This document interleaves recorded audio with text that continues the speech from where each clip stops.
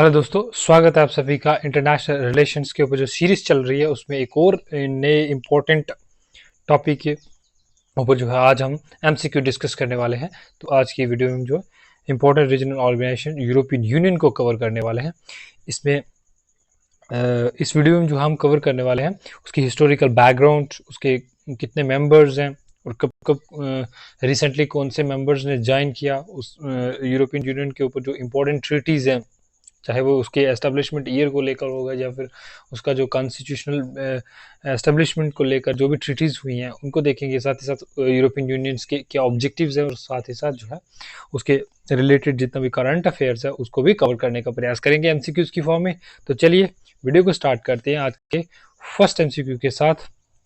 तो मेरी एक और रिक्वेस्ट है स्टूडेंट से कि जिन्होंने अभी तक हमारे चैनल को सब्सक्राइब नहीं किया, उस चैनल को सब्सक्राइब कर लीजिए। मैं आपको बताना चाहता हूँ कि इस चैनल पे जो है हम जो है एमसीक्यूज की फॉर्म में पॉलिटिकल साइंस सब्जेक्ट को कवर कर रहे हैं। तो आने वाले दिनों में जो है हम अदर जो इंटरनेशनल रिलेशन के साथ साथ संबंधित जितने भी टॉपिक्स हैं उनको कवर करने वाले हैं। साथ ही साथ जो है other component of political science के जो है उनको भी डिटेल में एमसीक्यूज की फॉर्म में कवर करने वाले हैं। तो जिन्होंने अभी तक चैनल को सब्सक्राइब नहीं किया, सब्सक्राइब कर लीजिए और बेल आइकन के नोटिफिकेशन को प्रेस कर लीजिए ताकि जब भी मैं नई वीडियो अपलोड करूं तो आपको तुरंत उसका नोटिफिकेशन मिल सके।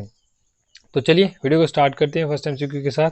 विच of the following countries is not a member of the European Union? European Union के इनमें से कौन सा कंट्री जो है मेंबर नहीं है? Option number A France, B Germany, C Norway, D Italy. तो इनमें से कौन सा कंट्री है जो यूरोपियन यूनियन का मेंबर नहीं है? तो यूरोपियन यूनियन के हालांकि मेंबर 27 है, तो आपको 27 कंट्रीज याद रखना बहुत डिफिकल्ट है।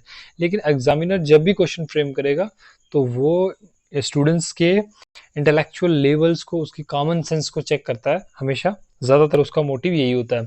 तो यहाँ पे आपको 27 कंट्रीज नहीं भी मालूम है तो आपको ये मालूम है कि कौन सी कंट्री उसके मेंबर नहीं है लेकिन फिर भी उसके साथ एसोसिएटेड है, वो लिमिटेड है। तो वहाँ पे आप उनको याद रख सकते हो। इस तरीके से जो है उस क्वेश्चन को आप अटेम्प्ट कर सकते हो। तो इनमें से मेंबर्स कंट्री कौन सा है? Right answer option number C जो है वो सही है, क्योंकि नॉर्वे जो है वो क्या है, it is a part of European economic area के साथ जुड़ा हुआ है लेकिन ये मेंबर नहीं है यूरोपियन यूनियन का। ठीक है, जैसे फ्रांस, जर्मनी, इटली ये सभी जो है फाउंडिंग मेंबर हैं, इस तरीके से जो नॉर्वे है वो मेंबर्स नहीं है। तो यहाँ पे 4 कंट्री ऐसी है जो क्या है, जो पार्टली जो कमिटेड टू ईयू इकोनॉमी और रेगुलेशन के साथ संबंधित है, उनका संबंध है लेकिन वो मेंबर नहीं है। जैसे आइसलैंड, नॉर्वे, लिechtenstein एंड स्विट्जरलैंड, ये 4 कंट्री जो है ये यूरोपियन इकोनॉमिक एरिया के साथ संबंधित हैं लेकिन एज अ परमानेंट मेंबर नहीं है। Question number second, when was the European union formally established? European union कब एस्टेब्लिश किया गया? तो राइट आंसर ऑप्शन नंबर कौन सा सही है? क्या ए सही है 1957, बी 1967, सी 1993 या डी 2000? तो यूरोपियन यूनियन का establishment year, the right answer option number C सही है, 1993 में हुए और इसका केम इनटू इफेक्ट में आई है नवंबर 1, 1993 under the Treaty of masters treaty के अंडर जो है इसका गठन हुआ। यहाँ से इस ट्रीटी के बाद जो है वो क्या हुआ, एक marker new stage in the process of European integration. European integration की ये जो फर्स्ट स्टेप था, सॉरी ये एक इम्पोर्टेंट स्टेप था क्योंकि इससे यूरोपियन इंटीग्रेशन हालांकि जो है बहुत पहले से इस पे काम होता आ रहा है।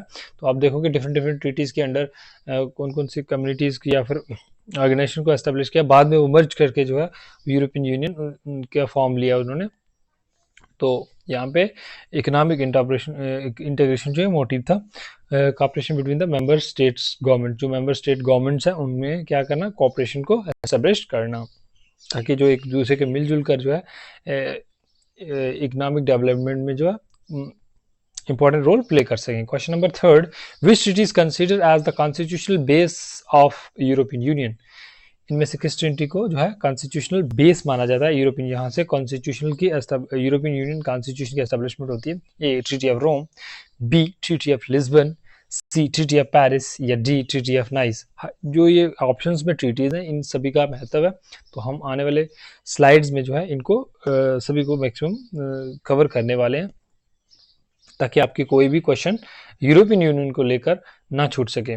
अगर जिन्होंने यूरोपियन यूनियन के जो कॉन्सेप्ट है, ऑर्गेनाइजेशन को अगर थ्योरेटिकली नहीं पढ़ा है, तो अगर वो इन एमसीक्यूज को भी लगा लेते हैं तो काफ़ी हद तक जो है उनके डाउट्स जो है क्लियर हो जाएंगे और उनको यूरोपियन यूनियन जो है क्लियरली समझ आ जाएगा। तो कौन से कॉन्स्टिट्यूशनल बेस है यूरोपियन यूनियन का? Right answer option number B जो है सही है, ट्रीटी ऑफ लिस्बन, जो कि साइन हुई है जो केम इनटू फोर्स है दिसंबर 1 2009 में आई है। ये कॉन्स्टिट्यूशनल बेस माना जाता है यूरोपियन यूनियन का। इस ट्रीटी के माध्यम से क्या होता है, यहाँ पे अमेंडमेंट करते हैं दो ट्रीटीज में, treaty on European Union and treaty establishing the European community को जो है अमेंड करके जो है एक नई ट्रीटी को एस्टेब्लिश किया जाता है। Next question number 4, the European parliament is elected by, उसका क्या माध्यम है इलेक्शंस का? ऑप्शन नंबर ए नेशनल गवर्नमेंट्स के द्वारा, या बी ईयू कमिश्नर्स के द्वारा, या सी डायरेक्ट यूनिवर्सल सफरेज, या डी द यूरोपियन काउंसिल। तो इनमें से किसके द्वारा जो है यूरोपियन पार्लियामेंट को इलेक्ट किया जाता है? Right answer option number C जो है सही है, क्योंकि यहाँ पे डायरेक्ट यूनिवर्सल सफरेज है, मतलब डायरेक्टली जो मेंबर्स कंट्रीज है उनके सिटीजन्स के द्वारा जो है अपने रिप्रेजेंटेटिव को चुना जाता है। तो इलेक्शंस आफ्टर 5 years के बाद जो है हेल्ड होते हैं, एंड द नंबर ऑफ जो मेंबर्स ऑफ यूरोपियन पार्लियामेंट है उनका नंबर कितना होगा, किस कंट्री से कितने रिप्रेजेंटेटिव आएंगे, तो ये उसकी पॉपुलेशन के प्रोपोर्शन के हिसाब से उनको सीट्स एलोकेट होती हैं। Question number 5, the Schengen agreement is associated with, जो शेगन एग्रीमेंट है वो किसके साथ एसोसिएटेड है? ऑप्शन नंबर 8, क्या ट्रेड रेगुलेशंस के साथ है, बी बॉर्डर कंट्रोल्स के साथ, सी डिफेंस पॉलिसी, या डी इन्वायरमेंट पॉलिसी। तो शेगन एग्रीमेंट जो है किसके साथ संबंधित है? Right answer option number B जो है सही है, बॉर्डर कंट्रोल्स को लेकर जो है शेगन एग्रीमेंट साइन किया गया 1985 में, जिसने एक शेगन एरिया का क्रिएशन किया, विच अबॉलिश ऑल, जो क्या करता है, एबॉलिश करता है इंटरनल बॉर्डर्स, जो बॉर्डर्स हैं उनको ख़त्म करता है, और पासपोर्ट फ्री मूवमेंट किसके बीच में, जो भी यूरोपियन मेंबर्स कंट्रीज हैं, कुछ एक नॉन मेंबर्स कंट्रीज को भी ये अलाउ करता है, ताकि ये पासपोर्ट फ्री मूवमेंट हो सके एक कंट्री से दूसरे, और ट्रेड को जो है ट्रेड एंड बिजनेस को एक्सपेंड किया जा सके, free movement within the European Union member countries, ठीक है, मेंबर कंट्रीज और as well as few non member countries. तो question number 6, which institution is responsible for proposing EU legislation? EU का जो लेजिस्लेशन है उसको इम्प्लीमेंटेशन कौन सा जो उसका ऑर्गन है वो रिस्पॉन्सिबल है लेजिस्लेशन का काम इनमें से किसका यूरोपियन यूनियन को लेकर? A European Parliament, B European Commission, C European Council, या D Court of Justice of the European union.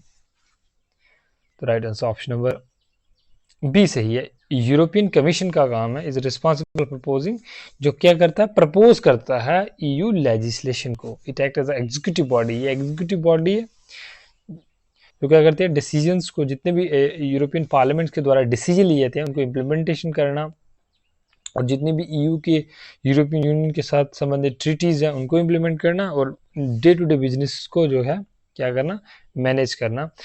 Question number 7, the European Union single market is based on how many freedoms? तो जो European Union का single market का concept है वो कितनी freedoms के ऊपर बेस्ड है? Option number A 2, B 3, C 4, D 5। तो कितनी तरह की फ्रीडम्स की बात करते हैं? Right answer option number C जो है वो सही है, क्योंकि यहाँ पे 4 प्रकार की जो फ्रीडम्स की बात होती है, free movement of goods, capital, services and people. तो free movement of goods, capital, services and people, तो ये 4 तरह की फ्रीडम्स होनी चाहिए, जो किसके द्वारा रिकमेंड की गई है, जो सिंगल मार्केट कंसेप्ट है यूरोपियन यूनियन का। उसके under these principles are intend to allow for a more efficient integrated economy, more efficient और इंटीग्रेटेड इकोनॉमी होनी चाहिए within the EU। Question number 8, which of the following is not an institution of the European Union, इनमें से कौन सा institution जो है European Union के साथ संबंधित नहीं है। यूरोपियन यूनियन का option number A European Parliament, B European Central Bank, C International Monetary Fund, D European Court of Justice. तो क्या है राइट आंसर? राइट आंसर क्या होगा?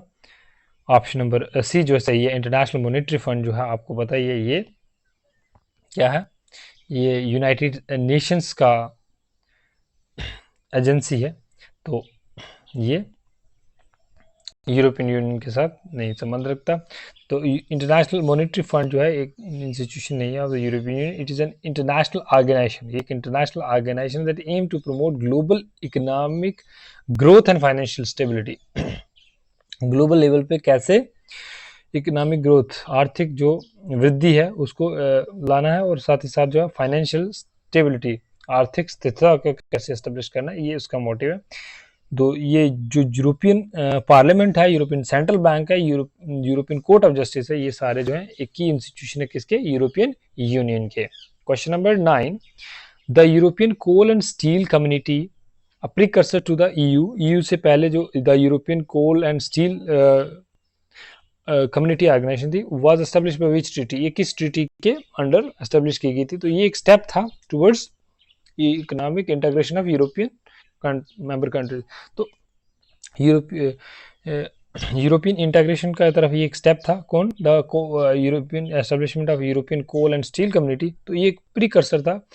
इसी को दूसरी ऑर्गेनाइजेशंस के साथ मिला के जो है बाद में यूरोपियन यूनियन का गठन होता है। तो ये किस ट्रीटी के अंडर एस्टेब्लिश की गई थी? Option number A treaty of Paris, B treaty of Rome, C treaty of maastricht, या डी ट्रीटी ऑफ लिस्बन। तो राइट आंसर क्या होगा? करेक्ट क्या हो सकता है इनमें से? ट्रीटी कौन सा है सही? राइट ऑप्शन नंबर ए जो है सही है, ट्रीटी ऑफ पेरिस इसका सही आंसर है। तो European Coal and Steel Community जो है वो एस्टेब्लिश होती है treaty under treaty of Paris in 1951। ये एक फर्स्ट स्टेप था किसके तरफ? यूरोपियन इंटीग्रेशन की तरफ, ठीक, जहाँ पे जो क्या करते हैं, इसका एम था कंट्रोल करना कोल एंड स्टील्स को कंट्रोल करना, to prevent future war between France and Germany, France और जर्मनी के बीच में वार ना हो सके, इसलिए इसको एस्टेब्लिश किया गया। तो ये एक इंटीग्रेशन की तरफ, यूरोपियन इंटीग्रेशन की तरफ स्टेप था first. Question number 10, what was the main objective behind the establishment of European Union? European Union को एस्टेब्लिश करने का मेन मोटिव एम्स क्या था? Option number A military cooperation, B economic integration, C cultural exchange, या D educational collaboration. तो objective क्या हो सकता है? ऑप्शन नंबर बी जो है सही है, आपको पता ही है क्योंकि मेन मोटिव इसका क्या है? Economic integration. तो इस हिसाब से बी जो है वो सही जवाब है। तो इसका मोटिव है इकोनॉमिक इंटीग्रेशन और क्रिएटिंग अ सिंगल मार्केट, एक सिंगल मार्केट क्रिएट करना जिसमें क्या हो सके, फ्रीली जो है ट्रेड को प्रमोट किया जा सके और इकोनॉमिक कॉर्पोरेशंस को प्रमोट किया जा सके, ताकि उस रीजन में जो है प्रॉस्पेरिटी और स्टेबिलिटी आ सके। कौन से रीजन में? यूरोप में, ठीक है। तो question number 11, which treaty establish the European economic community? ये यूरोपियन इकोनॉमिक कम्युनिटी है वो किस ट्रीटी के अंडर इसकी एस्टेब्लिशमेंट होती है? A treaty of Paris, B treaty of Lisbon, C treaty of Rome, D treaty of Nice. Right answer क्या होगा? ट्रीटी ऑफ रोम जो है सही है, ठीक है। ट्रीटी ऑफ रोम जो साइन होती है 1951, एक मैंने आपको पहले ट्रीटी बताई है ट्रीटी ऑफ पेरिस और ट्रीटी ऑफ रोम, जो दो ऑर्गेनाइजेशन एस्टेब्लिश की जाती हैं, बाद में यही ऑर्गेनाइजेशन मिलकर क्या बनाते हैं? European Union. तो ट्रीटी ऑफ रोम के अंडर जो है यूरोपियन इकोनॉमिक कम्युनिटी को एस्टेब्लिश किया जाता है, और दूसरी जो कोल एंड स्टील कम्युनिटी है वो पहले से एस्टेब्लिश की गई है अंडर ट्रीटी ऑफ पेरिस की। यहाँ पे कॉमन मार्केट को क्रिएट करती है and customer union among the 6 founding members. इसके कितने थे? 6 फाउंडिंग मेंबर कौन से? Belgium, France, Italy, Luxembourg, the Netherland and the West Germany. Question number 12 को देखते हैं। मास्टर ट्रीटी जिसके अंडर जो है यूरोपियन यूनियन की एस्टेब्लिशमेंट होती है, which establish the European Union was sign in which year, ये किस ईयर में साइन की गई थी? A 1986, B 1992, C 1999, D 2004। The right answer क्या होगा? Right answer option number B जो है सही है। आपको पहले ही पता है, मैंने एक स्लाइड में मेरे ख्याल से इसमें को कवर किया है। तो 1992 जो इसका राइट आंसर है। मास्टर ट्रीटी जो साइन की गई थी फरवरी 7 1992 में, और इसको लागू किया गया नवंबर 1 1993 में। यहाँ पे यूरोपियन सिटीजनशिप का कंसेप्ट जो है इंट्रोड्यूस किया गया। Next question number 13। देखो आप, मैंने जितने भी इंपॉर्टेंट एमसीक्यूज हैं, ताकि जो होल जो यूरोपियन यूनियन का टॉपिक है उसको कवर किया जा सके, तो उसको मैंने इस वीडियो में कवर करने का प्रयास किया है, ताकि आप जब भी एग्जाम में क्वेश्चंस को अटेम्प्ट करने जाओ तो आपको क्लियरली आपके माइंड में एक क्लियर पिक्चर होनी चाहिए, जो डिफरेंट रीजनल ऑर्गेनाइजेशंस हैं उनको लेकर किस तरह के एमसीक्यूज फ्रेम किए जा सकें, तो आप पहले से उसके लिए प्रिपेयर हो सकें। Question number 13। The Treaty of Lisbon which came into effect in 2009 replaced which two previous treaties. तो ट्रीटी ऑफ लिस्बन है जो कब होती है लागू 2009 में, और रिप्लेस करती है कौन सी दो ट्रीटीज को रिप्लेस करती है? Option number A treaty of Rome and Maastricht treaty, B treaty of Nice and Amsterdam treaty, C treaty of European Union and treaty establishing the European Community, या D single European Act and Treaty of Rome. तो right answer क्या होगा? Option number C जो सही है, क्योंकि treaty of European union, treaty establishing the European Community, ये दो ऐसी ट्रीटीज थी जिनको क्या किया, मर्ज करके एक नई ट्रीटी के अंडर जो है यूरोपियन यूनियन का एस्टेब्लिशमेंट होता है। तो ट्रीटी ऑफ लिस्बन जो है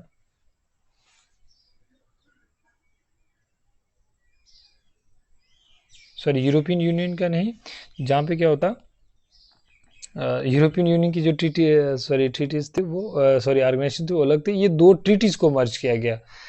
तो कौन कौन सी ट्रीटीज थी लिस्बन के अंडर? तो रिप्लेस करती है Treaty of on European Union और treaty establishing the European Community, ये दोनों ट्रीटीज को क्या कहती है, रिप्लेस करती है। कौन सी ट्रीटी? ट्रीटी ऑफ लिस्बन, जो जिसको इफेक्ट में आती है 2009 में। Question number 14। As of 2024, how many countries are members of the European Union? 2024 के अकॉर्डिंग जो है कितने मेंबर्स कंट्रीज हैं? तो राइट आंसर क्या होगा? क्या 27 है, या बी 28, सी 29, या डी 30? तो क्या हो सकता है इनमें से right answer? Right answer option number A जो है वो सही है, क्योंकि अभी जो है रिसेंटली 27 कंट्रीज हैं, क्योंकि इससे पहले जो 28 कंट्रीज थी जब यूके ने ज्वाइन किया था, लेकिन यूके जो है लेफ्ट कर गया इस यूनियन को जनवरी 31, 2020। इससे क्या हुआ, इसका नंबर जो है कम होके 27 रह गया। Question number 15। In which year did Croatia join the European union? Croatia जो कंट्री है वो उसने कब ज्वाइन किया यूरोपियन यूनियन को? ए 2007। ये इंपॉर्टेंट कंट्री है। क्यों हमने इसको पूछा है, इसका कारण है आप समझ जाओगे जब नेक्स्ट स्लाइड आएगी। क्वेश्चन नंबर 15 का बी है 2009, बी सी 2013, डी 2016। तो यहाँ से हमने उसका ईयर पूछा है, लेकिन इसके संबंधित एक और क्वेश्चन भी फ्रेम हो सकता है, जो रिसेंटली किस कंट्री ने यूरोपियन यूनियन को ज्वाइन किया, इसलिए ये इंपॉर्टेंट है। तो कब इसको साइन किया गया? Right answer option number C जो है सही है। 2013 में जो है क्रोएशिया कंट्री जो है एज अ मेंबर ज्वाइन करती है यूरोपियन यूनियन को, क्योंकि ये सबसे न्यूएस्ट मेंबर है, इसलिए ये इंपॉर्टेंट है। तो ये करंट अफेयर्स के रिलेटेड से भी इंपॉर्टेंट है। Having member becoming the 28 member before the United kingdom exist from the European union. ये 28th मेंबर कंट्री थी, जब तक उस समय क्या था, यूनाइटेड किंगडम भी एज अ मेंबर था, तो तब ये 28th मेंबर था। अब तो 27 नंबर रह गया, लेकिन उस समय ये 28th मेंबर था यूरोपियन यूनियन को ज्वाइन करने वाला। Question number 16, which 6 countries were the founding members of the European economic Community? European economic Community के कौन से फाउंडिंग मेंबर हैं? 6 इनमें से। A France, Germany, Italy, Netherland, Belgium, Luxembourg. B France, Germany, Spain. देखिए ऑप्शन क्लोजली इंटरलिंक है, तो आपको ध्यान से इसको देखना पड़ेगा, इसका क्या सही आंसर होगा। तो यूरोपियन इकोनॉमिक कम्युनिटी के 6 मेंबर हैं, उसमें कौन सा है? France, Germany, Italy, Netherland, Belgium and Luxembourg. तो इस हिसाब से right answer option number A जो है वो सही होगा। ये 6 जो है मेंबर कंट्रीज है। Question number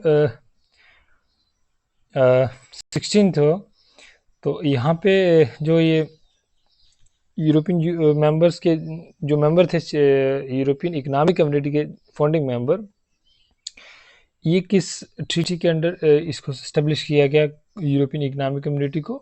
under treaty of रोम इन 1957 में। आपको ट्रीटी भी याद रखनी है फाउंडिंग मेंबर्स के साथ साथ। Question number 17, the concept of single European market was proposed in which landmark report? किस रिपोर्ट में जो है यूरोपियन सिंगल मार्केट का कंसेप्ट को इंट्रोड्यूस किया गया? ए डेलरस रिपोर्ट, बी वार्नर रिपोर्ट, सी शुमन रिपोर्ट, या डी मैनशॉल्ट रिपोर्ट? तो राइट आंसर क्या होगा? कौन सी रिपोर्ट होगी इनमें से? यस जल्दी। Right answer option number A जो है सही है। डेलरस रिपोर्ट के अंडर जो है जैकस डेलरस जो थे इसके चेयरमैन थे। इसके मुताबिक क्या हुआ, इन्होंने क्या किया, कॉम्प्रिहेंसिव प्लान को तैयार किया किसके related? Creating a single European market, signing the European Act in 1986 में, which aim to establish a single market by 1992 तक। Question number 18, the Treaty of Nice which reform the, देखिए हमने ट्रीटी ऑफ पेरिस को cover किया, Treaty of Rome को cover किया, अब हम ट्रीटी ऑफ नाइस को, देखिए इसके यूरोपियन यूनियन के डिफरेंट ट्रीटीज हैं, इन ट्रीटीज को, ये इंपॉर्टेंट ट्रीटीज हैं एग्जाम पॉइंट ऑफ व्यू से, तो इनको जरूर कवर करने का प्रयास कीजिए। Question number 18, the Treaty of Nice which reform the institutional structure of EU? Treaty of nice के अंदर क्या किया गया? इंस्टीट्यूशनल स्ट्रक्चर्स को चेंज किया गया यूरोपियन यूनियन के बाद। Signed in which year? ये किस ईयर में साइन की? ए 1999, बी 2001, सी 2003, या डी 2005? तो right answer option number B सही है। 2001 में जो है इसको साइन किया गया, और ये इफेक्ट केम इनटू इफेक्ट कब लागू हुई की? फरवरी 1, 2003 में। तो it reform the institutional structures, इन्होंने institutional structures of European Union को रिफॉर्म करने का काम किया है, ताकि जो डिसीजन मेकिंग प्रोसेस है उसको इम्प्रूवमेंट लाया जा सके। Question number 19, the European union charter of fundamental rights became legally binding with the entry into force of which treaty? किस ट्रीटी के अंडर जो है द यूरोपियन यूनियन के जो फंडामेंटल, उसके द्वारा चार्टर के अंडर जो फंडामेंटल राइट्स हैं उनको लीगली बाइंड किया गया?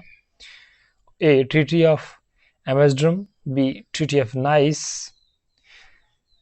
नाइस को में आपको पता ही है स्ट्रक्चरल रिफॉर्म्स अभी हमने पढ़ा, तो सी ट्रीटी ऑफ लिस्बन, या डी ट्रीटी ऑफ रोम?